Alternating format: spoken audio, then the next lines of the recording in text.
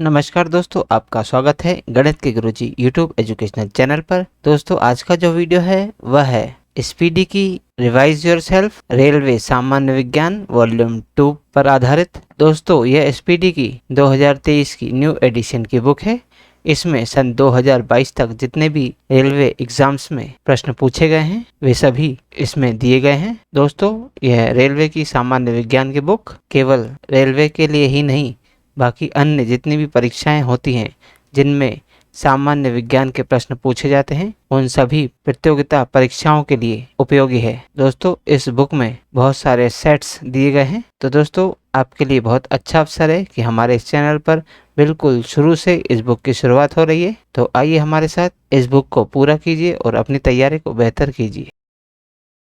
दोस्तों, आज हम करेंगे स्पीडी की वस्तुनिष्ठ सामान्य विज्ञान रिवाइज योरसेल्फ सेट नंबर 156। तो चलिए दोस्तों फिर शुरू करते हैं।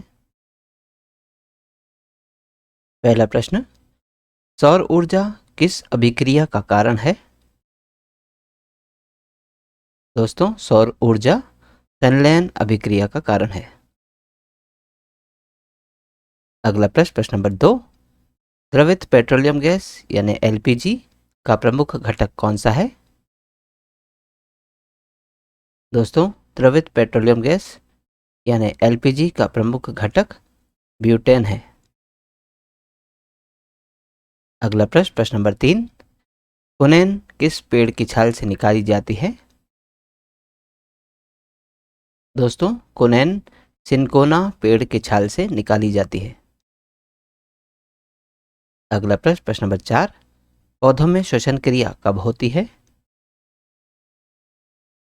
दोस्तों, पौधों में श्वसन क्रिया दिन में होती है।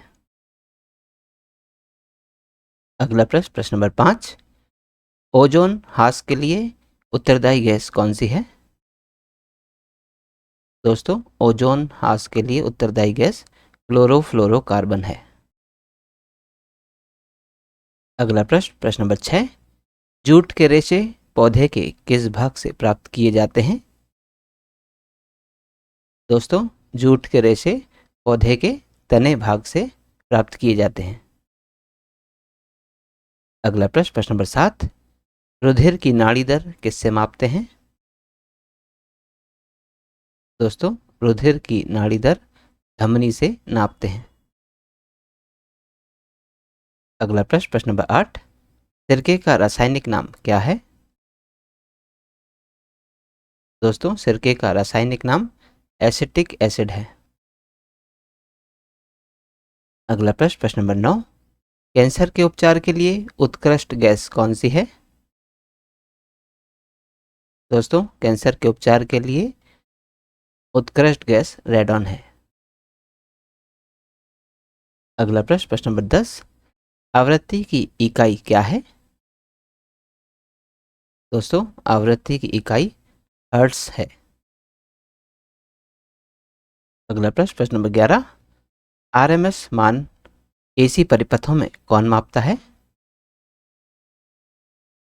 दोस्तों, आरएमएस यानी कि रूट मीन स्क्वायर का मान एसी परिपथों में एसी मीटर मापता है। अगला प्रश्न, प्रश्न नंबर 12, मोटर कार के धुएं से मानसिक रोग किस तत्व के निकलने के कारण होता है? दोस्तों, मोटर कार के धुएं से मानसिक रोग सीसा तत्व के निकलने के कारण होता है। अगला प्रश्न, प्रश्न नंबर 13, वह स्थान जहां से भूकंप की उत्पत्ति होती है उसे क्या कहते हैं? दोस्तों, वह स्थान जहां से भूकंप की उत्पत्ति होती है उसे फोकस कहते हैं। अगला प्रश्न, प्रश्न नंबर 14, पक्षियों को उड़ने से रोकने की प्रक्रिया को क्या कहते हैं? दोस्तों, पक्षियों को उड़ने से रोकने की प्रक्रिया को ब्रेलिंग कहते हैं। अगला प्रश्न, प्रश्न नंबर 15, उंगली के नाखून में विद्यमान प्रोटीन क्या कहलाता है? दोस्तों, उंगली के नाखून में विद्यमान प्रोटीन ग्लोबिन कहलाता है। अगला प्रश्न, प्रश्न नंबर 16, गॉसिपियम जाति किसका साधारण नाम है? दोस्तों गॉसिपियम जाति रुई का साधारण नाम है। अगला प्रश्न, प्रश्न नंबर 17, हिबिस्कस जाति किसका साधारण नाम है? दोस्तों हिबिस्कस जाति मेस्टा का साधारण नाम है।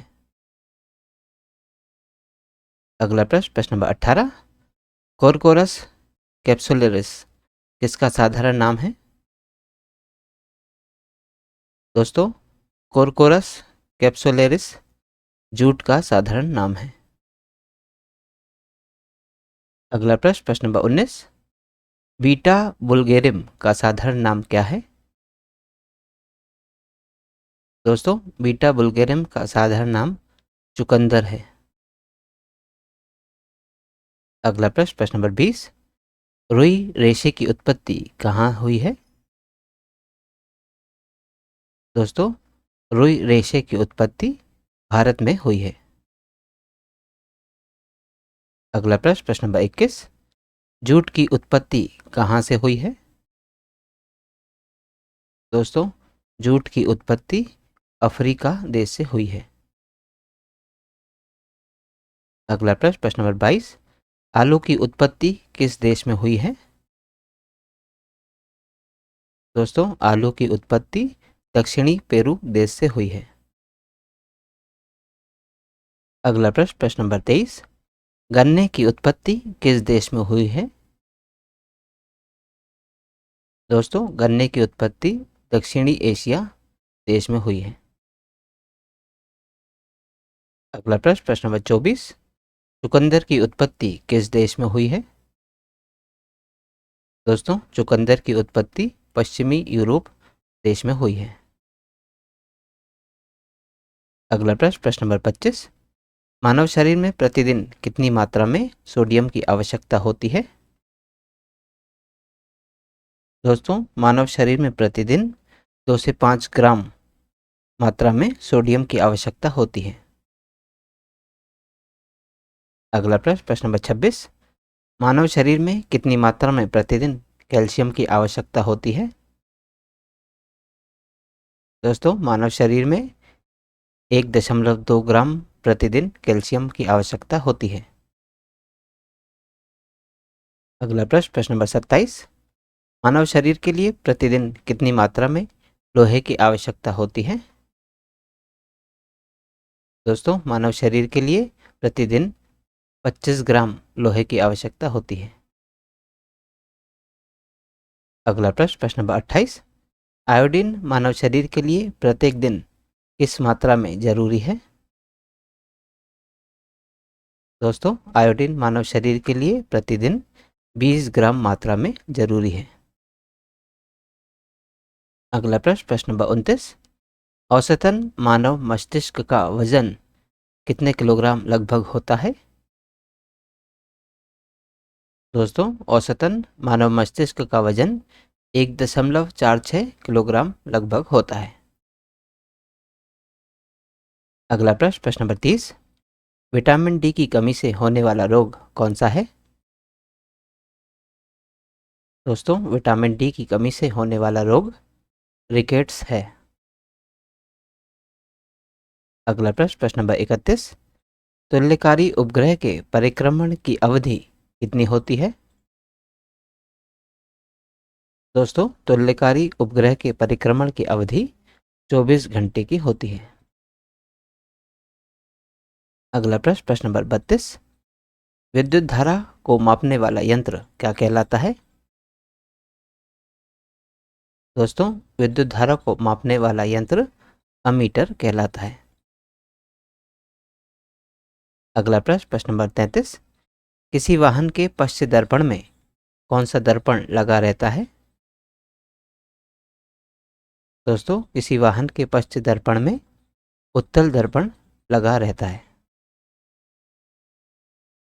अगला प्रश्न, प्रश्न नंबर 34, प्लाज्मोडियम विवैक्स किस रोग का कारण है?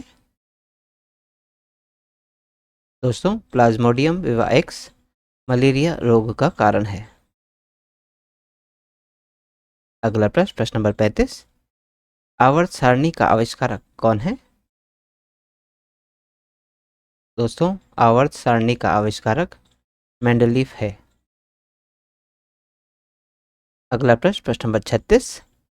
वह प्रक्रम जिसके अंतर्गत ठोस पदार्थ को गर्म करने पर वह द्रव की अपेक्षा सीधे गैसीय रूप में परिवर्तित हो जाता है, क्या कहलाता है?